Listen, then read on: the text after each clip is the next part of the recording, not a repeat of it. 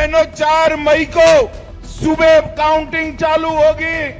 8 बजे ballot box खुलना शुरू होगा। 9 बजे पहला राउंड, 10 बजे दूसरा राउंड, 1 बजे काउंटिंग समाप्त और बीबी दीदी टाटा गुड बाय। बंगाल चुनाव 2026 में बीजेपी ऐतिहासिक जीत की तरफ बढ़ती नजर आ रही है, जहां पे 180 से ज्यादा सीटें बीजेपी अपनी झोली में डाल रही है और टीएमसी 100 के नीचे सिमटती नजर आ रही है। इसी बीच अमित शाह का वो भाषण खूब वायरल है, जो कि आपने ठीक पहले सुना भी, जहां वो पूरे आत्मविश्वास के साथ कहते नजर आ रहे थे कि मतगणना सुबह 8 बजे 4 मई को शुरू होगी, 9 बजे पहला राउंड होगा, 10 बजे दूसरा राउंड और दोपहर तक दीदी टाटा बाय बाय। बहरहाल मामले पर हमने बात की कुछ खास जानकारों से। क्या कुछ बता रहे हैं ये राजनीतिक विश्लेषक, चलिए सुनते हैं। जी संजय जी, एक सवाल देखिए, डिबेट्स में न जाके आपने एक आरोप लगाया कि, या कहा आपने कि जो केंद्र की नीतियां बंगाल के लिए नहीं है, सिलेक्शंस में बंगाल को लेके केंद्र क्या करेगा, कोई डिलीवरेंस नहीं दिया। आप मुझे बताइए कि 15 साल के बाद ममता बनर्जी चुनाव में गई हैं। ममता बनर्जी ने स्टेट्स के 10 डेवलपमेंट वर्क्स क्या दिखाएं? आज भी बंगाल पर कैपिटा इनकम में देश से बहुत नीचे है। एक समय में पश्चिम बंगाल देश का सबसे बड़ा इंडस्ट्रियल बेल्ट हुआ करता था। वहां पे उन इंडस्ट्रीज की क्या हालत है? आप महानगरों की रैंकिंग की बात करें तो कोलकाता एक जमाने में दिल्ली, मुंबई, चेन्नई के बराबर होता था, इनफैक्ट आगे भी होता था कई मानकों में। वो कहाँ चला गया?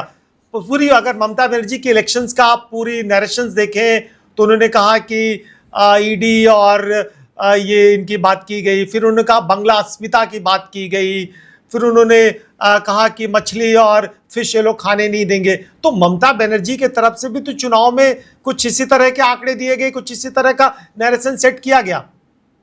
हाँ, मैं यही तो कहना चाह रहा हूँ। मैं तो कह रहा हूं कि मैं जब अटल जी को देखता हूं, और चलिए मैं इसी जवाब पे सीधा आ जाता हूं अभिषेक बनर्जी का। वो क्या था? एक काउंटर था। जब देश के गृह मंत्री धमकाते हैं, बंगाल में खड़ा होकर बंगालियों को धमकाते हैं, तो जवाब तो आएगा ना कि ठीक है हम 4 तारीख को देख लेंगे। बीजेपी के किस नेता ने कहा कि पश्चिम बंगाल में मछली बैन कर देंगे, जिसके बाद में ममता बनर्जी कहने लगी कि मछली लोग बैन कर देंगे? तो क्या जरूरत था अनुराग ठाकुर को मंगलवार को बंगाल में जाकर मछली खाने का? ये तो सनातनी है। ये तो उत्तर प्रदेश में बंद करवाते हैं कि भाई मंगलवार को दुकानें नहीं खुलेंगी। ये तो दिल्ली में बंद करवाते हैं, नहीं, लेकिन बंगाल में जाकर खाने की जरूरत क्या थी? सर वो बदल रहे हैं, आप नहीं बदल पा रहे हैं। बड़ा सवाल ये है। नहीं, वो बदल रहे हैं ना, यानी रंग बदल रहे हैं। गिरगिट है ये, यही तो देश की जनता को मैं बताना चाहता हूं कि भारतीय जनता पार्टी एक वो गिरगिट है, जब चाहे रंग बदल ले। सर जमाना 5G है, चीजें अपडेट होती हैं। यही सच है। कम से कम मैं भाजपा के लिए बोलूंगा, आज एंजॉय करो। नहीं, लेकिन आज एंजॉय नहीं, ये एक तरह से आंकड़े बराबर क्या आ रहे हैं संजय जी? आंकड़े बराबर क्या आ रहे हैं? अभी जो हालांकि रुझानी है 111 दोनों आंकड़े आ रहे हैं। कहीं ऐसा तो नहीं कि अंदर से जमीन खिसक गई हो?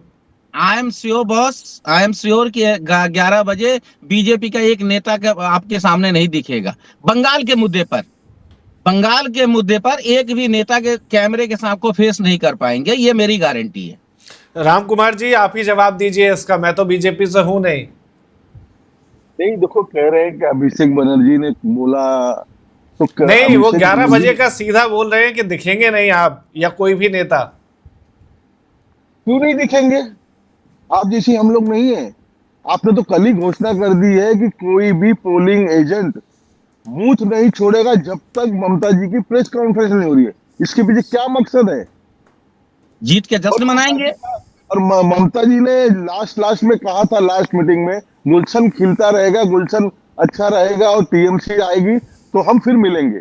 ये उनकी मीटिंग की स्वयं स्पीच है। बात अरे राम कुमार जी, पश्चिम बंगाल कैडर की पार्टी होती है। अगर ममता बनर्जी ने अपने वोटरों को कहा कि काउंटिंग के लास्ट मोमेंट तो अड़े रहे, तो अच्छी बात है ना। ये तो उनका डेडिकेशन दिखाता पार्टी के तरफ में कि कम से कम फाइनल रिजल्ट्स नहीं आ जाता, सर्टिफिकेशन नहीं हो जाता, क्योंकि आरोप लगते हैं। मतलब ऐसा नहीं कि ये देखिए, हारने के बाद अपोजिशन पर बहुत सारे लोग आरोप लगाते हैं कि बहुत माइनर सा वोट था, डीएम ने चेंज कर दिया, प्रोसीडिंग ऑफिसर्स ने चेंज किया। बंगाल जाना जाता है, बंगाल एक एक वोट, देखिए बंगाल की जो वो पॉलिटिकल कैडरशिप की जो क्वालिटी है कि एक एक वोटर्स को पकड़ के लाते, यही उसकी डिस्क्वालिटी भी है कि अगर आप वोट नहीं देंगे तो उसको पकड़ के पीटा जाता है या वोट नहीं देने दिया जाता है। संजय जी इस बात से इत्तेफाक रखे ना रखे, ये पाड़ा कल्चर ये रिफ्लेक्ट करता है, एक एक आदमी आइडेंटिफाई होता है। अगर वोट नहीं दिया तो कल से दुकानें आपकी बंद हो जाएगी, आपके काम नहीं करने दिए जाएंगे। ऐसे तमाम एग्जाम्पल है और एग्जाम्पल खत्म नहीं हुए हैं। संजय जी इत्तेफाक ना रखें अलग बात है, लेकिन ये बंगाल की सच्चाई है, ये बंगाल की सच्चाई है। क्योंकि हम भी बंगाल में रहे हैं, हालांकि 20 साल से बाहर रह रहे हैं, लेकिन बहुत सारे रिश्तेदार रहते हैं, बहुत सारे रिलेटिव्स रहते हैं, बहुत सारे फ्रेंड सर्कल के लोग रहते हैं। पॉलिटिकल पार्टी कैडर्स का इन्वॉल्वमेंट यहाँ पर मैं जो कि देश के किसी दूसरे हिस्से में नहीं है। थोड़ा इंटरप्ट करना चाहूंगा। एक बार फिर से आंकड़े बदल गए हैं, बीजेपी फिर से लीड कर रही है रुझानों में पश्चिम बंगाल में, और ये इस वक्त की बड़ी खबर है। बीजेपी एक बार फिर से लीड हासिल कर चुकी है पश्चिम बंगाल के चुनावी रुझानों में, और साथ ही साथ पुडुचेरी और असम में। पुडुचेरी में 22 और 6 चल रहा है, जबकि पश्चिम बंगाल में 116 109 चल रहा है। कांग्रेस भी 5 दिखा रहा है।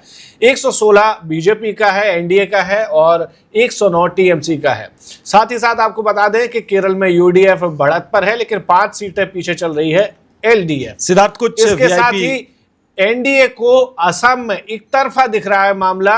कांग्रेस सिंगल डिजिट पर सिमट रही है फिलहाल तो, लेकिन ये आंकड़े चूंकि अभी 11 भी नहीं बजे, 10 भी नहीं बजे हैं, तो बहुत ही ज्यादा शुरुआती है। लेकिन शुरुआत से ही कहीं ना कहीं हिमंत बिस्वा शर्मा अपनी पकड़ बनाए हुए हैं। सर, टीएमसी एक बार फिर से रुझान, कुछ वीआईपी सीटों के रुझान एक बार हम शेयर कर देते हैं बंगाल को लेके, खासकर जिसकी देश भर की नजर है। फिलहाल दीदी ममता बनर्जी, जो भवानीपुर उनका घर है, सीट है, जो लास्ट टाइम नंदीग्राम से हारने के बाद री इलेक्शंस में चुनाव जीती थी, आगे है, थोड़ा आगे। हालांकि देखिए मोहल्ले मोहल्ले का अप डाउन होता है, बूथ से बूथ अप डाउन होता है, दोनों लोग इत्तेफाक रखें। नंदीग्राम में बहुत टक्कर है, मतलब बहुत जल्दी अप एंड डाउन हो रहा है, जो कि शुभेंदु अधिकारी की दूसरी सीट है। खड़गपुर, जो कि दिलीप घोष है, जो कि बीजेपी के प्रेसिडेंट रहे हैं, वहां से सांसद भी रहे हैं, वो आगे चल रहे। टॉलीगंज से आपकी टीएमसी आगे है, रासबिहारी बोस से स्वप्न दास गुप्ता जो थे क्लोज फाइट में है ऑलरेडी करके। सिलीगुड़ी में त्रिकोणीय मुकाबला चल रहा। अधीर रंजन चौधरी जो कि एलओपी के नेता रहे थे, उससे पिछले टर्म में कांग्रेस के बड़े चेहरे हैं, केंद्र में मंत्री रहे हैं, प्रदेश अध्यक्ष रहे हैं, वो मजबूत स्थिति में दिख रहे हैं, जिन्हें लास्ट टाइम देखा कि किस तरीके से इशू पठान के लाके चुनाव हरवा दिया गया। Subscribe to One India and never miss an update. Download the One India app now.